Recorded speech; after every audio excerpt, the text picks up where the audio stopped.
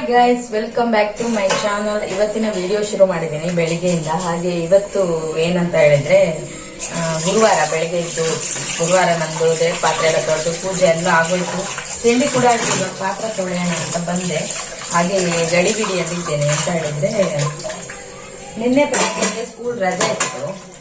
ಮತ್ತೆ ಅವಳಿಗೆ ಮೊನ್ನೆಯಿಂದ ಸ್ವಲ್ಪ ಹಲ್ಲು ನೋವು ಕಾಣಿಸ್ಕೊಳ್ತಾ ಇತ್ತು. ಅಂದ್ರೆ ಅವಳತ್ತು ಹಲ್ಲಿದು ಟ್ರೀಟ್ಮೆಂಟ್ ಕಂಪ್ಲೀಟ್ ಆಗಿರಲಿಲ್ಲ. ಒಂದೆರಡು ಹಲ್ಲು ಮೇಲ್ಗಡೆ ರೂಟ್ ಕೆನಲ್ ಆಗಿತ್ತು. ಅದಕ್ಕೆ ಡಾಕ್ಟರ್ ಹೇಳಿದ್ರು ಕ್ಯಾಪ್ ಹಾಕ್ಬೇಕು, ಇಲ್ಲ ಅಂದ್ರೆ ಮತ್ತೆ ಅದು ನೋವು ಬರುತ್ತೆ ಅಂತ ಹೇಳಿದ್ರು. ಅಂದ್ರೆ ಅದೆಲ್ಲ ಹೋಗುದು ಹಲ್ಲು ಲೇಟ್ ಅಲ್ವಾ, ಹಾಗಾಗಿ.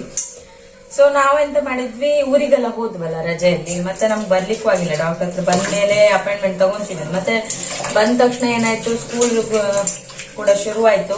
ಮತ್ತೆ ಹೋಗ್ತಾ ಹೋಗ್ತಾ ರಜಾ ನಮ್ದೇನೆ ಮನೆ ಫಂಕ್ಷನ್ಗಳಿಗೆ ಸ್ಕೂಲಿಗೆ ಒಂದ್ 2-3 ರಜಾನೇ ಆಗೋಯ್ತು ಜಾಸ್ತಿನೇ. ಮತ್ತೆ ನಾವು ಬಂದಿದ್ದು 2 ದಿವಸ ಲೇಟ್ ಆಗಿತ್ತು. ಹಾಗಾಗಿ ಮತ್ತೆ ನಾನು ಅಪಾಯಿಂಟ್ಮೆಂಟ್ ತಗೊಳ್ಳಿಲ್ಲ ಡಾಕ್ಟರ್ ಹತ್ರ. ಮತ್ತೆ ಮೊನ್ನೆಯಿಂದ 1-2 ಸತಿ ಅವಳು ಚಕ್ಲಿ ಅದು ಇದೆಲ್ಲ ತಿನ್ಲಲ್ಲ, ಈ ಸಡೆ ಒಳಾಗ ಹಲ್ಲುಂಟಲ್ಲ ಅದು ನೋವು ಶುರು ಆಗ್ತಾ ಇದೆ. ಮತ್ತೆ ಲವಂಗ ಎಲ್ಲ ಇಟ್ಟೆನ ತಕ್ಷಣಕ್ಕೆ ಅದು ಕಮ್ಮಿ ಆಯ್ತು. ಆದ್ರೂ ಮತ್ತೆ ಬಂದಾಗ ಈಗ ಎಕ್ಸಾಮ್ ಟೈಮಲ್ಲಿ ಅವಳು ಓದುವಾಗ ಬರೆಯುವಾಗ ಮತ್ತೆ ಸ್ಕೂಲಲ್ಲೆಲ್ಲ ಬಂದ್ರೆ ಕಷ್ಟ ಆಗ್ತದೆ. ಸೊ ಹಾಗಾಗಿ ನಾನು ಎಂತ ಮಾಡಿದೆ, ಒಂದು ಅಪಾಯಿಂಟ್ಮೆಂಟ್ ತಗೊಂಡ್ಬಿಡುವ, ಹೋಗುವ, ಒಂದ್ಸಲ ತೋರಿಸ್ಕೊಂಡು ಅದಕ್ಕೆ ಕ್ಯಾಪ್ ಹಾಕ್ಸಿದಾದ್ರೆ ಹಾಕ್ಸಿ ಬಿಡುವ, ಮತ್ತೆ ರಗಳೆ ಬೇಡ ಅಂತ ಹೇಳಿ ಫೈನಲಿ ಅಪಾಯಿಂಟ್ಮೆಂಟ್ ತಗೊಂಡಿದ್ದೀನಿ. ನಿನ್ನೆ ಸ್ಕೂಲ್ ರಜೆ ಇತ್ತು. ನಿನ್ನೆ ನಮ್ಗೆ ಕೊಟ್ಟಿದ್ರೆ ಒಳ್ಳೆ ಇತ್ತು, ಬಟ್ ಅವರು ನಮ್ಗೆ ಇವತ್ತು ಕೊಟ್ಟಿದ್ದಾರೆ. ಇವತ್ತು ಸ್ಕೂಲ್ ರಜಾ ಆಯ್ತು. ಹಾಗಾಗಿ ನೋಟ್ಸ್ ಎಲ್ಲ ಕೊಡ್ತಾರೆ, ಅದೊಂದು ರಗಳೆ ಆಗ್ತದೆ ಬರ್ಕೊಳ್ಳಿಕ್ ನಂಗೆ. ಆದ್ರೂನು ಬಂದ್ರೆ ಅದು ಒಂದು ದೊಡ್ಡ ರಗಳೆ ಆಗ್ತದೆ. ಹಾಗಾಗಿ ಫೈನಲಿ ಸ್ಕೂಲಿಗೆ ರಜಾ ಹಾಕ್ಸಿ ಇವಾಗ ಕರ್ಕೊಂಡು ಹೋಗ್ತೀನಿ. 11 ಗಂಟೆಗೆ ಅಪಾಯಿಂಟ್ಮೆಂಟ್ ಕೊಟ್ಟಿದ್ದಾರೆ. ನಾನ್ ಮಾಮೂಲಿ 6 ಗಂಟೆಗೆ ಎದ್ದು ಮನೆಯೆಲ್ಲ ಕ್ಲೀನ್ ಮಾಡಿ ಪೂಜೆ ಮಾಡಿ ನೀರ್ ದೋಸೆ ಮಾಡಿದ್ದೆ. ತಿಂಡಿ ಕೂಡ ಮಾಡಿ ಆಯ್ತು. ಅವಾಗಲೇ ವಿಡಿಯೋ ಮಾಡ್ಕೊಳ್ಳೋ ನಂಗೆ ನೆನಪೇ ಇಲ್ಲ. ಇವಾಗ ಅನ್ನಿಸ್ತು ವಿಡಿಯೋ ಕಂಟಿನ್ಯೂ ಮಾಡೋಣ ಅಂತ ಹೇಳಿ ಬೇಗ ಒಂದು ನೀರ್ ದೋಸೆ ಮಾಡಿ ತಿಂದು ಚಾ ಕುಡಿದು ಕೂಡ ಆಯ್ತು. ಈಗ ಒಂದು ಪಟ್ಟಂತ ಪಾತ್ರೆ ಎಲ್ಲ ತೊಳೆದು ಕಿಚನ್ ಒಂದು ಕ್ಲೀನ್ ಮಾಡಿ ಬಟ್ಟೆ ಐರನ್ ಮಾಡಿ ರೆಡಿ ಆಗ್ಬೇಕು. 11 ಗಂಟೆ ಒಳಗೆ ಹೋಗ್ಬೇಕು. ಮಳೆ ಏನಿಲ್ಲ, ಇವಾಗ ಸ್ವಲ್ಪ ಬಿಸಿಲು ತರ ಇದೆ. ಹಾಗೆ ಬೇಗ 2 ಪಾತ್ರೆ ಎಲ್ಲ ತೊಳೆದು ನಾನು ಮತ್ತೆ ವಿಡಿಯೋನ ಕಂಟಿನ್ಯೂ ಮಾಡ್ತೀನಿ. ನೋಡುವ ಹೋಗುವ ಎಷ್ಟೊತ್ತಾಗ್ತದೆ ಏನು ಎಲ್ಲ ಫುಲ್ ಡೇ ನಿಮ್ಮ ಜೊತೆ ಶೇರ್ ಮಾಡ್ತೀನಿ. ಓಕೆನಾ? ಬಂದು ಇಲ್ಲೇ 10 ಗಂಟೆ ಆಯ್ತು. ಎಷ್ಟೇ ಬೇಗ ಹೊಡ್ತೀನಂದ್ರು ಟೈಮ್ ಆಗೇ ಬಿಡುತ್ತೆ. 11 ಗಂಟೆಗೆ ಇರಬೇಕು. ನೋಡ್ಬೇಕು ಹೀಗೆ ಯಾವ ಬಸ್ ಸಿಗ್ತದೆ, ಬೇಗನೆ ಹೋಗ್ಬೇಕು. 11 ಗಂಟೆ ಲೇಟಾಗಿ ಹೋದ್ರೆ ಮತ್ತೆ ನಮ್ದು ಲೇಟ್ ಆಗುತ್ತೆ. ಅಪಾಯಿಂಟ್ಮೆಂಟ್ ಕೊಟ್ಟು ಪ್ರಾಗೇನೆ ಅರ್ಧ ನಂಗೆ ಲೇಟ್ ಮಾಡೋದು. ತಿಂಡಿ ತಿನ್ನ ಅರ್ಧ ಗಂಟೆ ಮಾತ್ರ.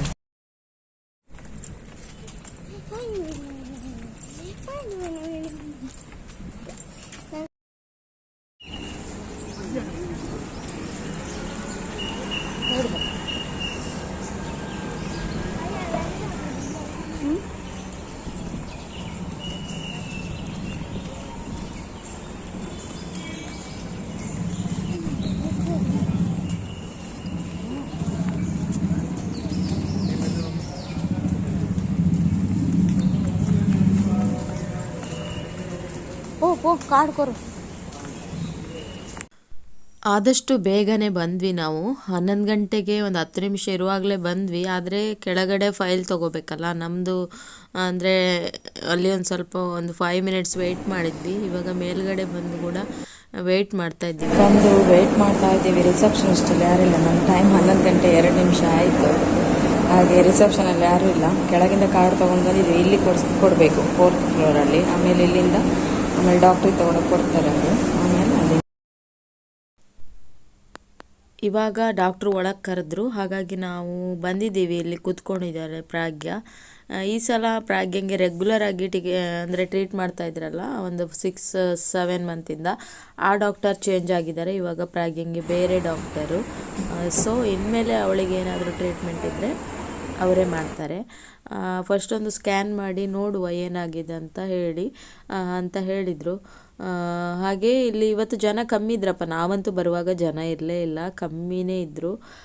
ಹಾಗೆ ತುಂಬ ಕಾಮಾಗಿರುತ್ತಿಲ್ಲ, ಅಷ್ಟು ರಶ್ ಗಿಜಿ ಅನಿಸಲ್ಲ. ಯಾಕಂದರೆ ಇದು ಈ ರೂಟ್ ಕೆನಲು ಆ ಥರ ಟ್ರೀಟ್ಮೆಂಟ್ ಮಾಡುವಂಥದ್ದೆಲ್ಲ ಈ ಪ್ಲೇಸು. ಬೇರೆ ಬೇರೆ ಕಡೆ ಇದೆ ಇಲ್ಲಿ. ಸೆಕೆಂಡ್ ಫ್ಲೋರಲ್ಲಿ ಒಂದು ಕಡೆ, ಫಸ್ಟ್ ಫ್ಲೋರಲ್ಲಿ ಒಂಥರ ಬೇರೆ ಬೇರೆ ಟೈಪ್ ಇದೆ. ಸೊ ಅವ್ರು ಯಾವತ್ತು ಅಪಾಯಿಂಟ್ಮೆಂಟ್ ಕೊಡ್ತಾರೆ ಅವತ್ತು ಮಾತ್ರ ಬರ್ತಾರೆ, ಎಲ್ಲ ದಿವಸನೂ ಬರಲ್ಲ. ಅಂದರೆ ಅಷ್ಟು ಜನ, ಎಷ್ಟು ಜನ ಬೇಕೋ ಅಷ್ಟು ಜನಗೆ ಹೇಳ್ಕೊತಾರೆ ಅವರು, ಅಷ್ಟು ರಶ್ ಆಗಿ ಅಷ್ಟೆಲ್ಲ ಇರಲ್ಲ. ಸೊ ಪ್ರಾಗ್ಯಂದು ಇವತ್ತಿದು ಟ್ರೀಟ್ಮೆಂಟ್ ಆಲ್ಮೋಸ್ಟ್ ಮುಗೀತಾ ಬಂತು. ಹೊರಗಡೆ ನೇಚರ್ ನೋಡಿ ಎಷ್ಟು ಚೆನ್ನಾಗಿದೆ ಅಲ್ವಾ. ಪ್ರಾಗ್ಯಂದು ಟ್ರೀಟ್ಮೆಂಟ್ ಆಯಿತು. ಇವಾಗ ನಾನು ನಂದೊಂದು ಟ್ರೀಟ್ಮೆಂಟ್ ಮಾಡ್ಕೊಳ್ಳೋದು. ಅಂದರೆ ಇವತ್ತೇನು ಮಾಡಲ್ಲ ಅನ್ಕೊತೀನಿ, ಜಸ್ಟ್ ಚೆಕ್ ಮಾಡ್ಬೋದು. ಹಾಗೆ ಅವಳದ್ದು ಅರ್ಧ ಗಂಟೆ ಅಂತ ತಿನ್ನಲಿಕ್ಕಿಲ್ಲ ಅಂತ ಹೇಳಿದ್ದಾರೆ. ಅರ್ಧ ಗಂಟೆ ಟೈಮ್ ಉಂಟಲ್ಲ, ಅಷ್ಟರಲ್ಲಿ ನನ್ನ ಟ್ರೀಟ್ಮೆಂಟ್ ಒಂದು ಕೇಳ್ಕೊಂಡು ಹೋಗ್ತೀನಿ. ನೆಕ್ಸ್ಟ್ ಅಪಾಯಿಂಟ್ಮೆಂಟು ನೆಕ್ಸ್ಟ್ ಬರಲಿಕ್ಕೆ ಸರಿ ಆಗ್ತದಲ್ಲ. ಹಾಗಾಗಿ ಪ್ರಾಗ್ಯನ ಹಲ್ಲು ಎಲ್ಲಿ ನೋವು ಬಂದಿದೆ ಅಲ್ಲಿಗೆ ಪ್ಯಾಚ್ ಹಾಕಿಸ್ಬಿಟ್ಟು ಇನ್ನು ಅಬ್ಸರ್ವೇಷನ್ ಇಟ್ಟಿದ್ದಾರೆ. ಜಾಸ್ತಿ ನೋವು ಬಂದರೆ ಅದನ್ನು ರಿಮೂವ್ ಮಾಡಬೇಕಂತ ಹೇಳಿದ್ದಾರೆ. ಹಾಗೆ ಟೈಮ್ ಬಂದು 12:30 ಆಯಿತು. ಹಾಗೆ ನೋಡೋದು, ಕೆಳಗೆ ಹೋಗಿ ನಂದು ಫೈಲ್ ತೊಗೊಂಡು ಬರಬೇಕು. ಹಾಗೆ ಪ್ರಾಗ್ಯ ವಾಶ್ರೂಮ್ಗೆ ಹೋಗಿದ್ದಾಳೆ. ಇಲ್ಲಿಂದ ಸೀದಾ ಇನ್ನು ಕೆಳಗೆ ಹೋಗಿ ಫೈಲ್ ತೊಗೊಂಡು ನನಗೆ ಎಲ್ಲಿ ಹೇಳ್ತಾರೆ ನೋಡಬೇಕು, 3rd ಫ್ಲೋರ್ ಇದೆ ಅಂತ. ಅಲ್ಲಿಂದ ಸೀದಾ ಊಟ ಎಲ್ಲ ಇವಾಗ ಮನೆಗೆ ಹೋಗ್ತಾ ಇದ್ದೀವಿ. ಹಾಗೆ ಒಂದು ಅರ್ಧ ಲೀಟರ್.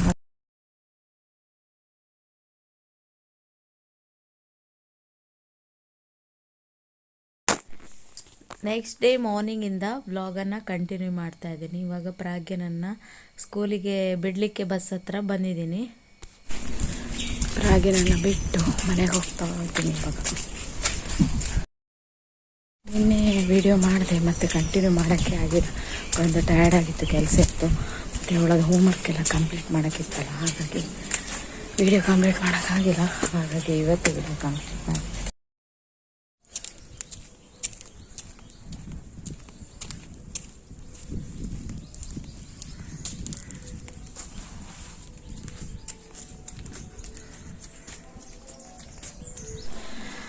ಮಧ್ಯಾಹ್ನ ಮೇಲೆ ವ್ಲಾಗನ್ನು ಕಂಟಿನ್ಯೂ ಮಾಡ್ತಾ ಇದ್ದೀನಿ. ಇವತ್ತು ಫುಲ್ ಬ್ಯುಸಿ ಇದ್ದೆ. ಬೆಳಿಗ್ಗೆ ಒಂದು ಎಡಿಟಿಂಗ್ ಇತ್ತು, ವಿಡಿಯೋ ಅಪ್ಲೋಡ್ ಮಾಡಿದೆ. ಹಾಗೆ ಅದಾದ್ಮೇಲೆ ಮೆಹಂದಿ ಕಲಿಸ್ಬಿಟ್ಟು ಅದನ್ನು ಹಚ್ಕೊಂಡಿದ್ದೆ. ಅದಾದ್ಮೇಲೆ ಅದನ್ನೊಂದು 2 hours ಬಿಟ್ಟು ಇವಾಗ ಇಂಡಿಗೋ ಪೌಡರ್ ಹಾಕೊಂಡಿದ್ದೀನಿ. ಮೊನ್ನೆ ನಾನು ನಿಮ್ಗೆ ವಿಡಿಯೋದಲ್ಲಿ ಮಾಡಿದೆ ಅಲ್ಲ, ಅದು ಫ್ಲಾಪ್ ಆಯ್ತು. ಇವತ್ತು ಅಗೇನ್ ನಾನು ಬೆಳಿಗ್ಗೆ ಮೆಹಂದಿ ಹಾಕಿ ಇವಾಗ ನೆಕ್ಸ್ಟ್ ಅದ ವಾಶ್ ಆದ್ಮೇಲೆ ಈಗ ಇಂಡಿಗೋ ಪೌಡರ್ ಹಾಕೊಂಡಿದ್ದು. ನೋಡಿ ಕಲರ್ ಗೊತ್ತಾಗ್ತಿದೆ, ಒಂಥರ ಬ್ಲೂಯಿಶ್ ಆಗಿ ಕಾಣ್ತಾ ಇದೆ. ಹಾಗೆ ಅದನ್ನೆಲ್ಲ ತೋರ್ಸಕ್ ಹೋಗಿಲ್ಲ, ಆಲ್ರೆಡಿ ನಿಮ್ಗೆ ಹೇಳಿದ್ದೀನಿ. ಇಂಟ್ರೆಸ್ಟ್ ಇರುವವರು ಮಾಡ್ತಾರೆ ಅನ್ಕೊಂಡು ನಾನು ಸುಮ್ಮನೆ ಆಗಿದ್ದೀನಿ. ಹಾಗೆ ಇವತ್ತೊಂದು ಹೆಲ್ದಿ ಆಗಿರುವಂತಹ ಒಂದು ವೆಜ್ ಪಲಾವ್ ಮಾಡುವ, ಸಿಂಪಲ್ ಆಗಿ ಮಾಡೋದು, ಎಂತ ರುಬ್ಬುದು ಎಂತ ಇಲ್ಲ. ಪ್ರಾಗೆ ಹೇಗೂ ಬರ್ತಾಳೆ, ಅವಳಿಗೆ ಹಸಿವೆ ಆಗ್ತದೆ. ಮಕ್ಕಳಿಗೆ ಅದರಲ್ಲಿ ಪ್ರೋಟೀನ್ ಕೂಡ ಇರಬೇಕು, ಹೆಲ್ದಿ ಆಗಿರ್ಬೇಕು, ವೆಜಿಟೇಬಲ್ಸ್ ಎಲ್ಲ ಇರಬೇಕು, ಹೊಟ್ಟೆ ಸಹ ಫುಲ್ ಆಗಬೇಕು. ಹಾಗಾಗಿ ಇವತ್ತೊಂದು ವೆಜಿಟೇಬಲ್ ಪಲಾವ್ ಸಿಂಪಲ್ ಆಗಿ ಮಾಡುವಂಥದ್ದು.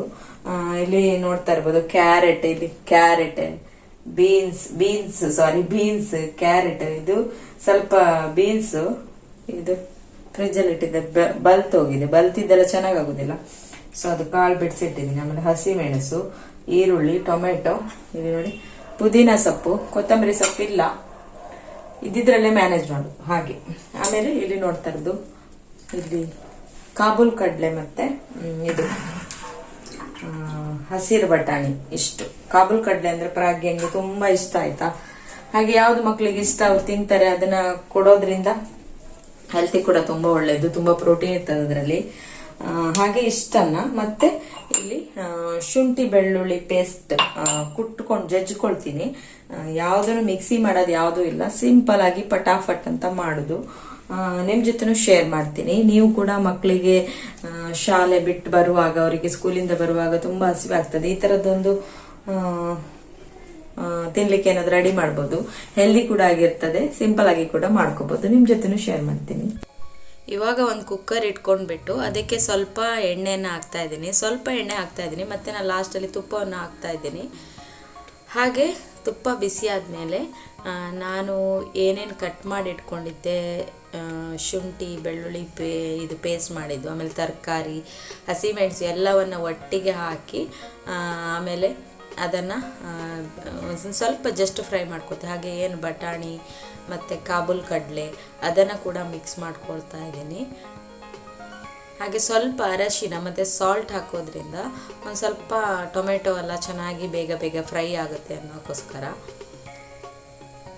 ಹಾಗೆ ಮಕ್ಕಳು ಈ ತರಕಾರಿ ತಿನ್ನಲ್ಲ, ಕಾಳುಗಳು ತಿನ್ನಲ್ಲ, ಇದರಲ್ಲೆಲ್ಲ ತುಂಬ ಪ್ರೋಟೀನ್ ಇರುತ್ತೆ. ಅದಕ್ಕೋಸ್ಕರ ಸಿಂಪಲ್ಲಾಗಿ ಮಕ್ಕಳಿಗೆ ಮಾಡಿಕೊಡ್ಬೋದು. ಸ್ವಲ್ಪ ಗರಂ ಮಸಾಲ ನಾನು ಹಾಕಿದ್ದೀನಿ. ನೀವು ಬೇಕಾದರೆ ಚಕ್ಕೆ ಇದೆಲ್ಲ ಹೋಲ್ ಸ್ಪೈಸಸ್ ಬರುತ್ತಲ್ಲ ಅದನ್ನು ಕೂಡ ಹಾಕ್ಕೋಬೋದು. ಆಮೇಲೆ ನಾನು ನಾರ್ಮಲ್ ನಾವು ರೈಸ್ ಮಾಡ್ತೀವಲ್ಲ ಅದೇ ರೈಸನ್ನು ಕೂಡ ಹಾಕಿದ್ದೀನಿ. ನನ್ನ ಹತ್ರ ಬಿರಿಯಾನಿ ರೈಸ್ ಕೂಡ ಇದೆ. ಅದು ನನಗೆ ಯಾಕೋ ಗೊತ್ತಿಲ್ಲ, ಇಷ್ಟನೇ ಆಗಲ್ಲ, ನನಗೂ ಇಷ್ಟ ಆಗಲ್ಲ, ಪ್ರಾಗ್ಯಂಗೆ ಕೂಡ ಇಷ್ಟ ಆಗಲ್ಲ. ಇವಾಗ 2ರಷ್ಟು ನೀರು ಹಾಕ್ಕೊಂಡು ರುಚಿಗೆ ಎಷ್ಟು ಬೇಕೋ ಅಷ್ಟು ಉಪ್ಪು ಹಾಕಿ, ಸ್ವಲ್ಪ ಪುದೀನ ಸೊಪ್ಪು, ಆಮೇಲೆ ಇದು ಬಿರಿಯಾನಿ ಎಲೆ ಹಾಕಿ, ಸ್ವಲ್ಪ ಲಿಂಬೆಹಣ್ಣು ಹಿಂಡಿ, ಲಾಸ್ಟಲ್ಲಿ ತುಪ್ಪ ಹಾಕಿ ಒಂದ್ಸಲ ಉಪ್ಪೆಲ್ಲ ನೋಡಿಕೊಂಡು ಎಷ್ಟು ಬೇಕು ಅಂತ ನೋಡಿಕೊಂಡು ಆಮೇಲೆ ಲಿಡ್ ಕ್ಲೋಸ್ ಮಾಡಿಬಿಟ್ರೆ ನಮ್ಮದು ಸಿಂಪಲ್ಲಾಗಿ ಮಾಡುವಂತಹ ವೆಜಿಟೇಬಲ್ ಪಲಾವ್ ರೆಡಿ ಆಗುತ್ತೆ. ಪಲಾವ್ ಹೇಗಾಗುತ್ತೆ ನೋಡೋಣ.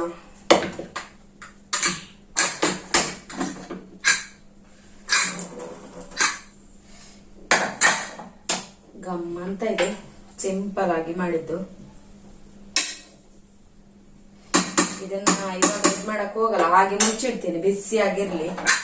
ಬಂದ್ಮೇಲೆ ಬಿಸಿ ಆಗಿ ತಿನ್ನಕ್ಕಾಗುತ್ತಲ್ಲ ಹಾಗೆ.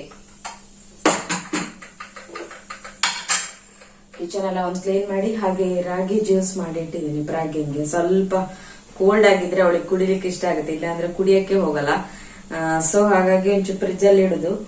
ಹಾಗೆ ಇವತ್ತಿನ ವಿಡಿಯೋ ಇಲ್ಲಿಗೆ ಎಂಡ್ ಮಾಡ್ತೀನಿ. ಇನ್ನು ಸ್ವಲ್ಪ ಮನೆಯೆಲ್ಲ ಕ್ಲೀನ್ ಮಾಡಿ ಹೇರ್ ವಾಶ್ ಮಾಡಿ ಪ್ರಾಗ್ಯನ್ ಕರ್ಕೊಬರಕ್ ಹೋಗ್ಬೇಕು, ಟೈಮ್ ಆಗಿದೆ. ಹಾಗೆ ನೆಕ್ಸ್ಟ್ ವಿಡಿಯೋದಲ್ಲಿ ಸಿಗೋಣ. ಇವತ್ತಿನ ವಿಡಿಯೋ ಇಷ್ಟ ಆದ್ರೆ ಲೈಕ್ ಮಾಡಿ, ಸಪೋರ್ಟ್ ಮಾಡಿ ನನ್ನ ಚಾನಲ್ಗೆ. ಗಡಿಬಿಡಿಲಿದ್ದೀನಿ ಹಾಗಾಗಿ ಪಟ ಮಾತಾಡ್ತಾ ಇದ್ದೀನಿ. ಓಕೆ, ಬಾಯ್ ಬಾಯ್.